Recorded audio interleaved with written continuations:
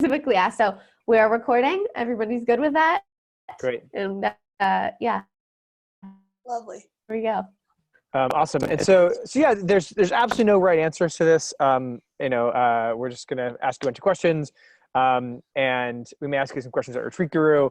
Don't worry about hurting our feelings. So like the more just the more authentic of we hear from you, the more helpful it is. So and if anytime you want to stop or pause or have any questions, like just please let us know. Okay, great. And about how long do you have? We have maybe about 45 minutes of conversation. I'm perfectly comfortable. The phone's off the hook. We're all set. Okay, great. Awesome. Awesome. Well, I guess we would just like to start at the beginning. So, how long have you been teaching and facilitating? Everybody's sitting down. What was that? Are you all sitting down? Okay, yeah. Yeah. 48 years. Wow. Incredible. And how did that come about? Well, when I first graduated from college, let's see, I started teaching. But I didn't have a teaching degree. And so it was a tough road to hoe. I went into public schools, and on one occasion that I can recall, my mother was with me, and the director of the school addressed all his questions to my mother and didn't speak to me. And so I decided the best way for me to get my message out at the time, which was in the field of art and ceramics, pottery making, was that I would develop my own studio and teach from my own studio. So over the course of a number of years doing that, I got involved with the local junior community college, and they considered me one of their extension facilities. And I began teaching through the local junior college as well. But I had my own private studio as early as the early 70s, 71, 72. I don't know if I counted that in the 48 years or I actually counted where I had begun facilitating workshops, and what were called workshops, what are called retreats now, used to be called workshops and seminars and trainings and sessions. And for that, I've got close to 50 years experience. Yeah. Wow. And so what are the different, now you primarily work with sacred medicines, is that right? Not primarily. We primarily work in the realm of shamanism. I've come to discover that I am a shaman, and I discovered that by meeting the real deal, Jack Goldenfeather, who was shamanized by Chief Whitefeather and his wife Crawling Bear Club back in the 90s. I met Jack in Bali, Indonesia, while people were still calling that place Bali. And this was way before you pray love. So when I met Jack, and later in our interaction when I discovered I too was shaman, I was initially promoting Jack and his shamanism so that people could come and be with him. And it was about, as folks probably know, 5-7 years ago, it was Lindsay Lohan went down to South America. I don't know if she's still a train wreck, but she sure was a train wreck in those days. She came back claiming that her whole life had changed. The magic bull, the pill, the silver bullet. She had worked with a shaman, quote unquote, down there, and that she had her whole life had changed. So that's when the boom began, and people wanted plant medicine. And associated shamanism. What year was that? Plant medicine, pardon me? What year was that? I don't know. I'm guessing about 5 to 7 years ago, Lindsay Lohan. You'd have to look it up on your own. Shaman Jack and I have been having our particular rebirth programs since we met back in the year 2000. But we only started doing plant medicine when the amount of inquiries we got for plants overwhelmed the amount of inquiries we got for people who were wanting to simply do shamanic work, which is deep interpersonal work that doesn't require plants. Cool. So we started doing plants a couple, 3 years ago at the most. Got it. Okay. And let's see. So, and when did you start hosting retreats? Well, there you go. See, it's all vernacular. Oh, right. Yeah. Sorry about the vernacular. With the 48 to 50 years of experience again. Okay, so same thing, sort of the like same. Okay, great, makes sense. A retreat means that I've looked this up because people, we'll let it go with that. We'll get into that eventually, I'm sure. Folks, let's call them folks. Call us and ask for retreats. Retreat means, dictionary definition, to get away from your own life. Yeah, to have a break, a moment in time where you're doing something different, period. Does it mean a roof over your head? Does it mean somebody washing your shoes every night while you're asleep? Who knows? It certainly means whatever that is that you're doing is different than what you do on a daily basis. So you've taken time away. Other than that, I believe the definition of the word retreat is open to creation, co-creation, if you will, because we're all co-creating it together. Makes sense. Yeah. And so, when you think about your shamanistic practice, I'm hesitant to call it a business, but what are all the things that you do? So like retreats or workshops or online courses, or what are all the different things that sort of make up the practice that you share with others?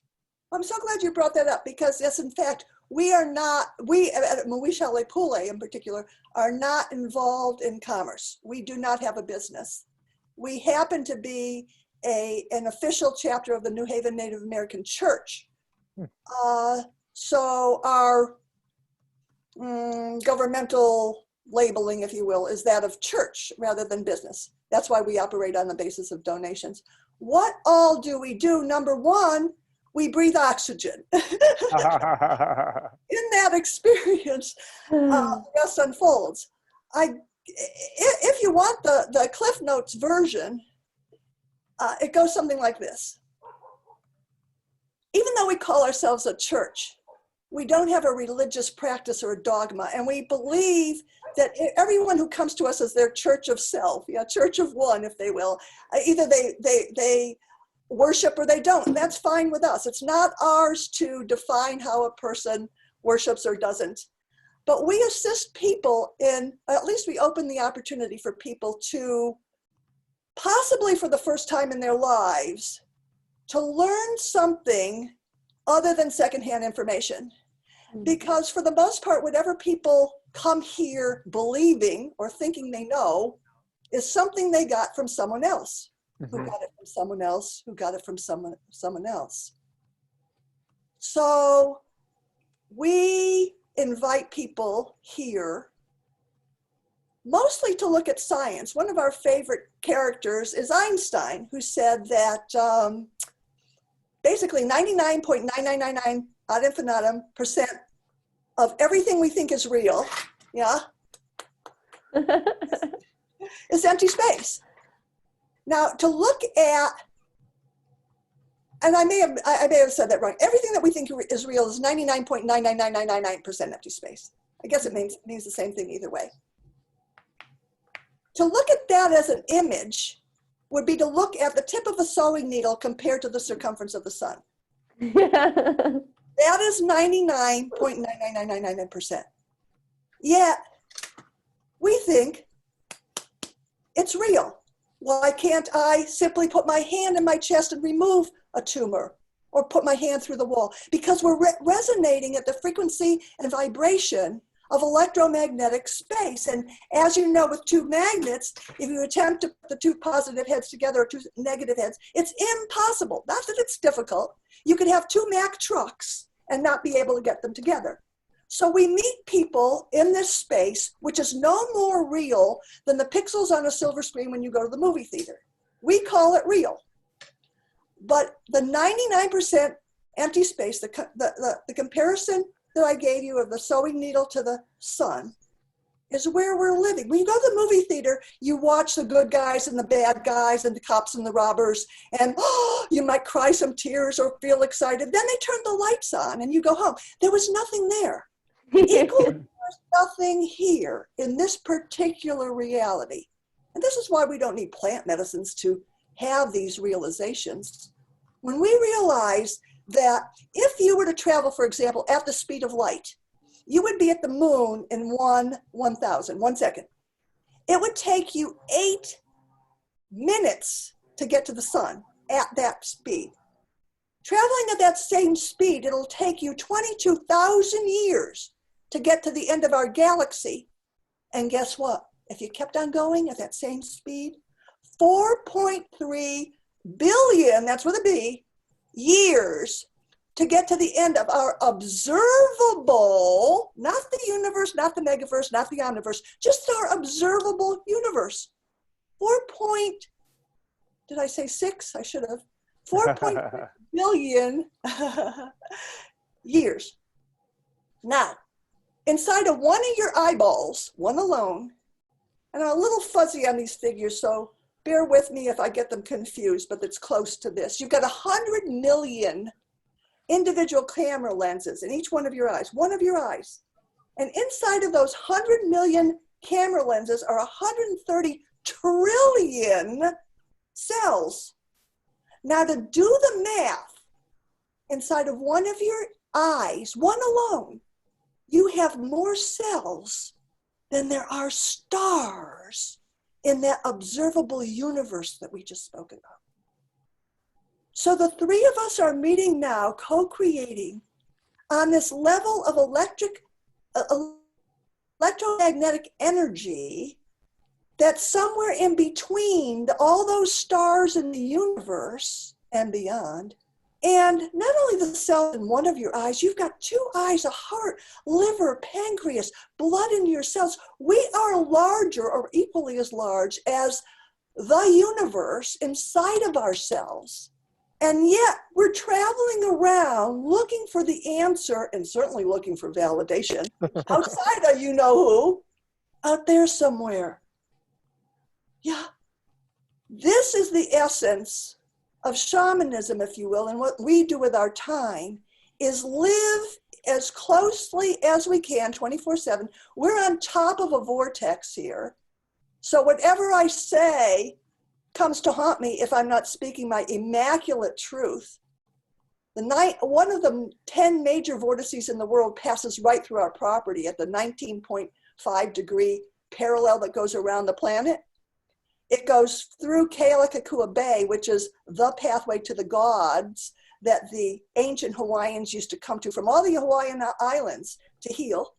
It comes through our property at 19.503, up over the largest active volcano in the world, Mauna Loa, above ground, and around to the pyramids of Chichen Itza and the Aztec ruins in Teotihuacan. This is where we happen to be seated.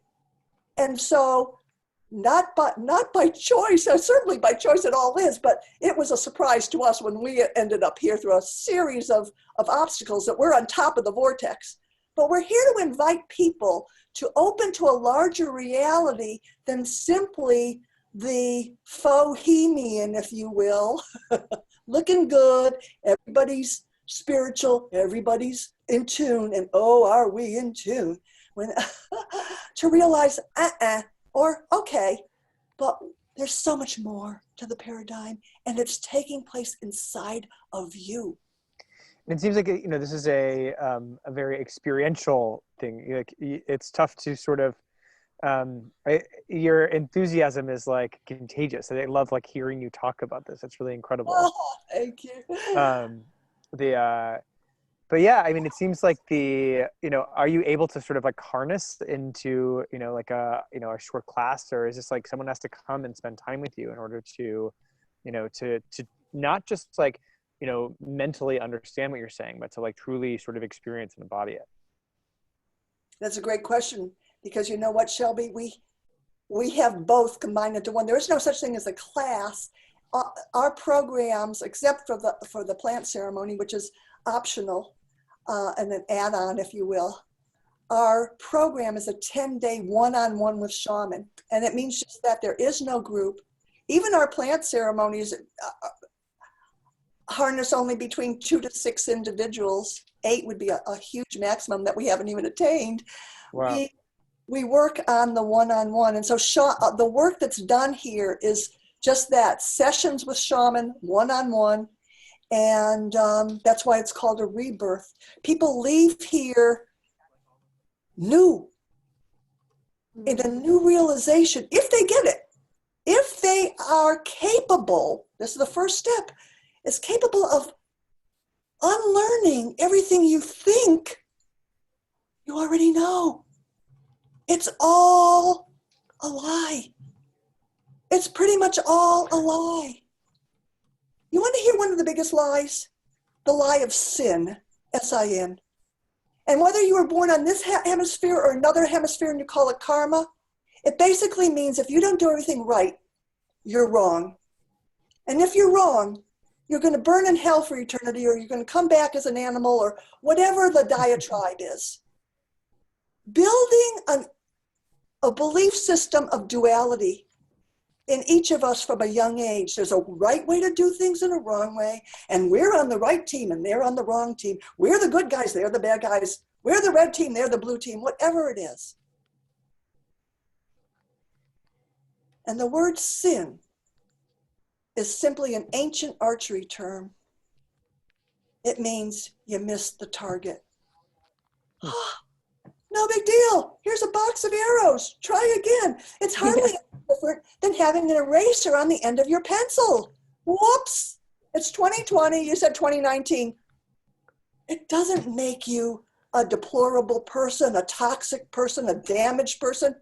You made a mistake.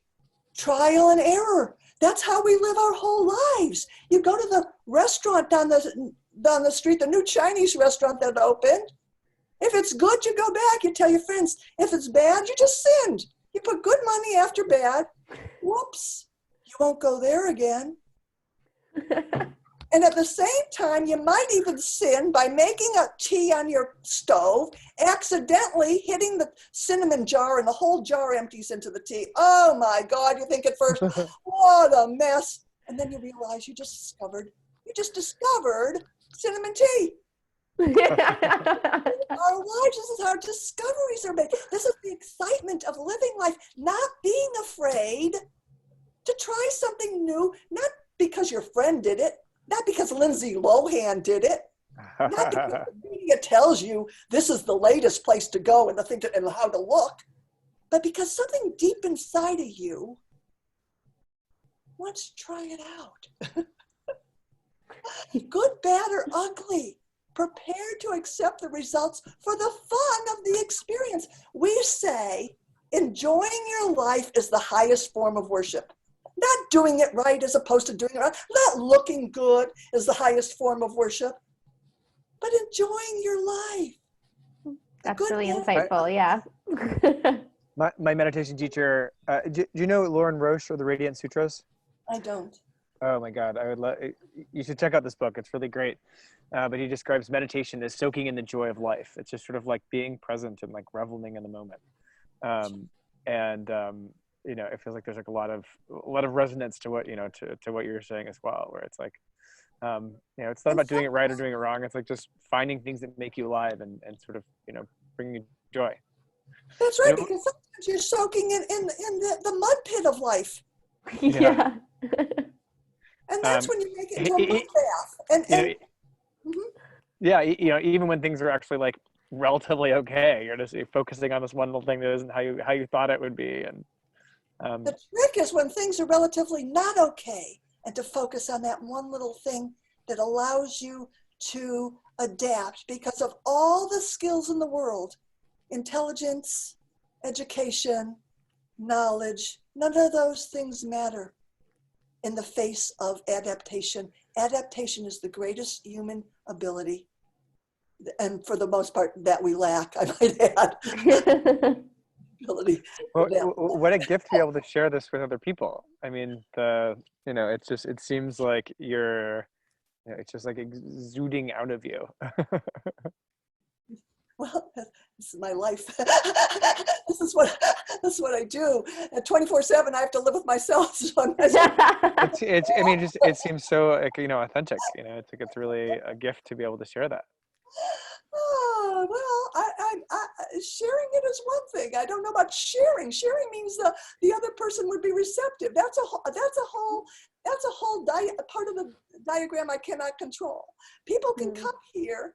They can say they want, or it seems trendy, and so they come, and so of course they want. But do people really want to know?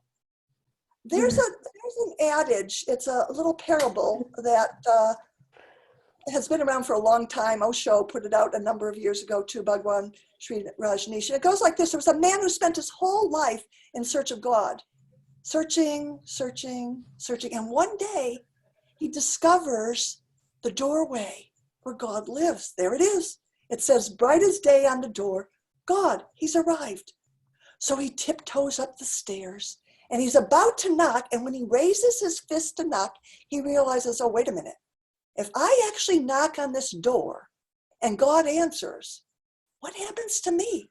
I'm a searcher. What happens to my life? Who will I be? What will I do? This is what I do. So he gingerly turns around, tiptoes down the stairs, puts on his shoes, and runs for dear life. You see, that's people. And this is when you say share. Do I share? I live, I exude. Yes, I'm enthusiastic. This is my truth.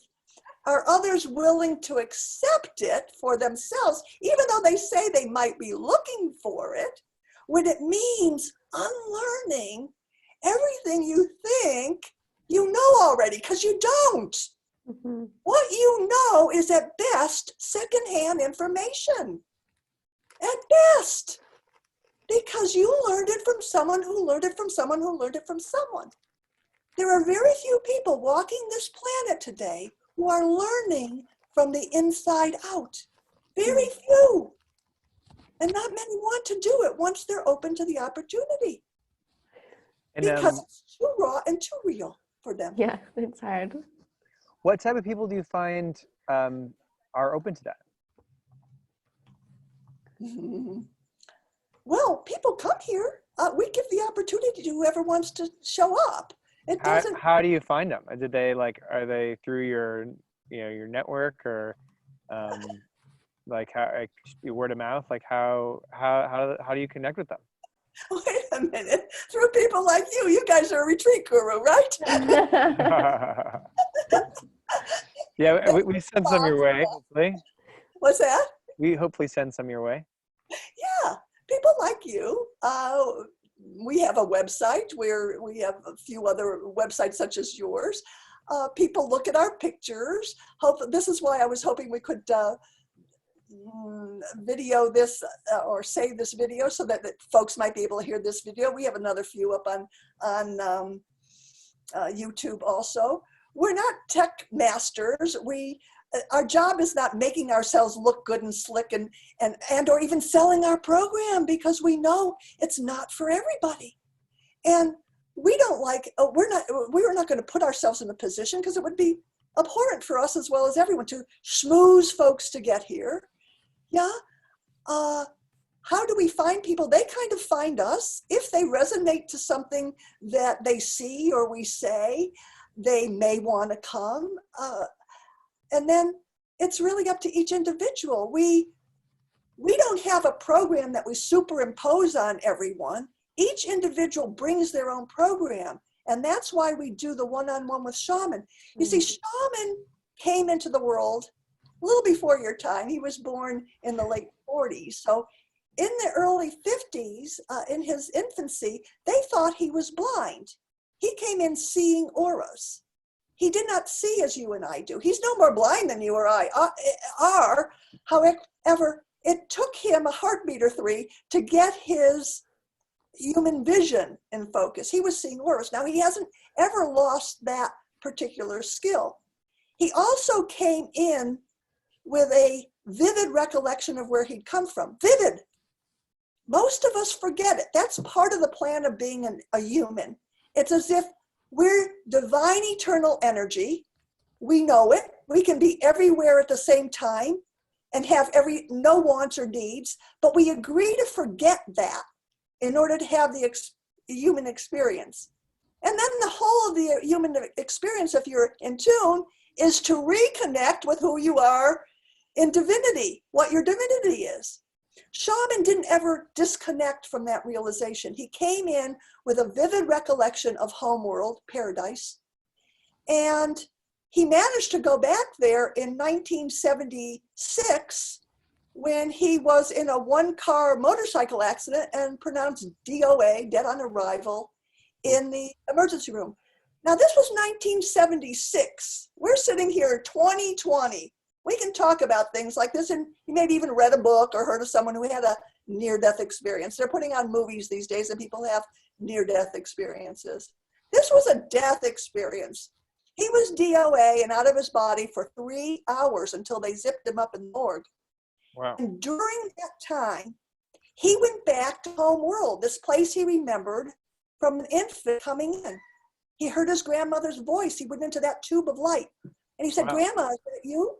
He'd never met his grandmother. She had died 11 years before he was born, but he went back to home world. So when people come here and they meet with this individual, they meet with somebody who was on the other side. This is Golden Feather? Yes, 155 years in home world, what we would call on the other side or in heaven or in Nirvana, call it what you will. At the end of 155 I thought you said Nevada, and I was like, ooh. In Nevada. close, pretty close. Actually, that's where he had his motorcycle.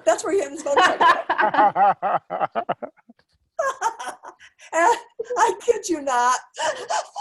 I'm not a comedian. I didn't make that up. That's the absolute truth. That's how humorous life can be. So at the end of 155 years, his grandmother said to him, and he came back describing her, the brooch she was wearing, the dress. It happened to be everything she was buried in 11 years before he was born. She said, well, Jackie, if you're going to go back, you better hurry. Why's that, Grandma? Turn around, she said.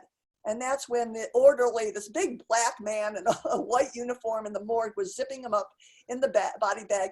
Jack sat up, hit his head on the morgue wall, doorway wall there, and said, no. And the orderly literally crapped in his pants. I don't know if I can say that. Backward crab crawls out of the room. This is 1976. The doctors came in screaming and running. This is not supposed to happen. Yeah. So this is the amount of insight beyond insight that's maybe a little bit disconcerting for people. Yeah, to be seeing this clearly, probably for the first time in their lives.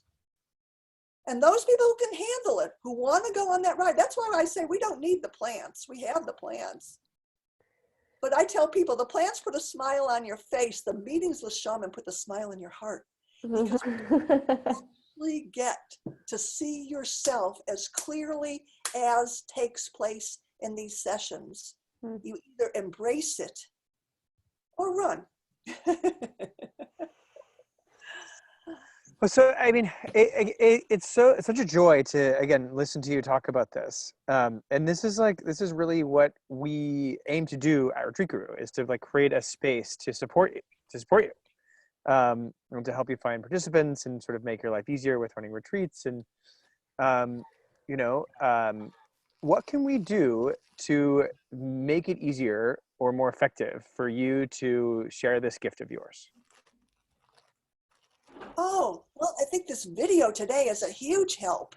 I love the idea because we're tech handicapped, if you will. We're too busy doing our thing, whatever it might be, bringing people in, inviting folks in, to have followed all the bits and bobs of current technology. So if we ever do a video, we just sit there with the microphone between the two of us and laugh a lot and look at the camera and go, okay, time to end, and push the button. Oh, pardon me, push. So having a video like this, which is a little more polished for our usual act, is going to definitely be helpful. And I love it. So what will you do with this? Oh, probably put it on YouTube, or that's what we do. Okay, awesome. That's great. But with this, I have your permission to put it on YouTube. I imagine. Yeah, go for it. And then people find their way. We've been on the internet now for 4 or 5 years, I imagine, with our website.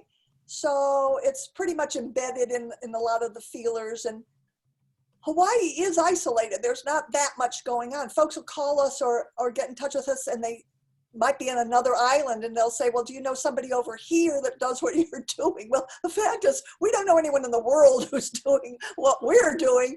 And there's no one else in the islands that we can refer them to. We don't even know another shaman if there is one.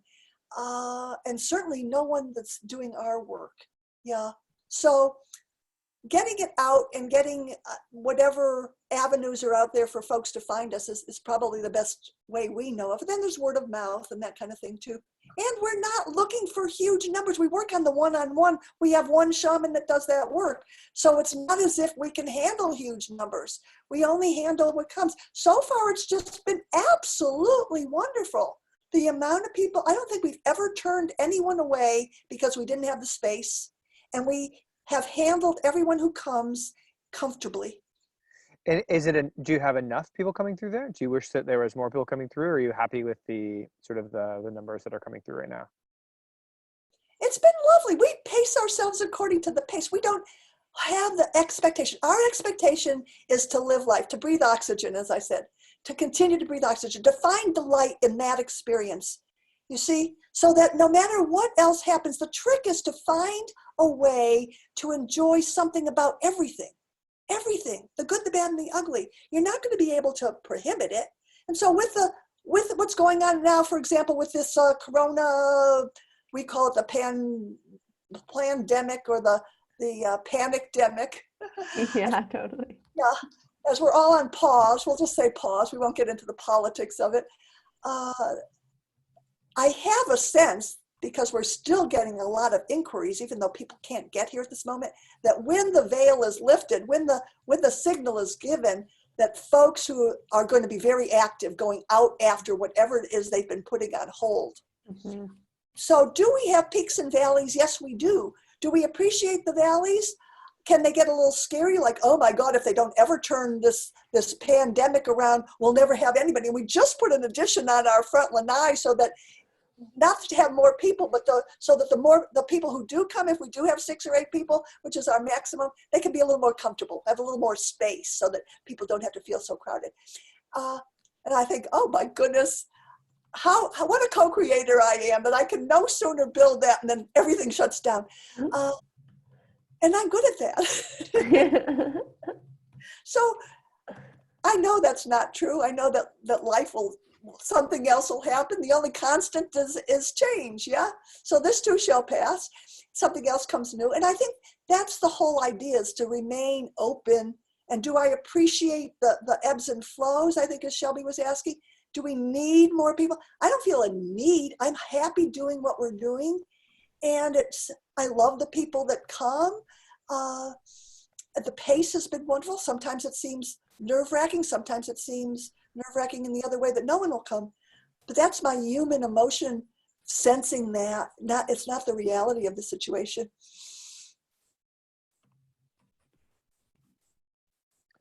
Well, yeah, well, is there anything else that you wanted to share with us today? I think in terms of Retreat Guru and all that you do, I love the website. I'm so happy to be part of the community. We here at Muaisa Pule love what you do to us, and I want to for us, and I want to express our awareness of the challenge of being a third party. I appreciate the fact that you guys allow us to speak directly to the people who are interested. Yeah, so many of these third-party organizations go into a fear mode of they're going to lose their position as the agent in the transaction and make it virtually impossible.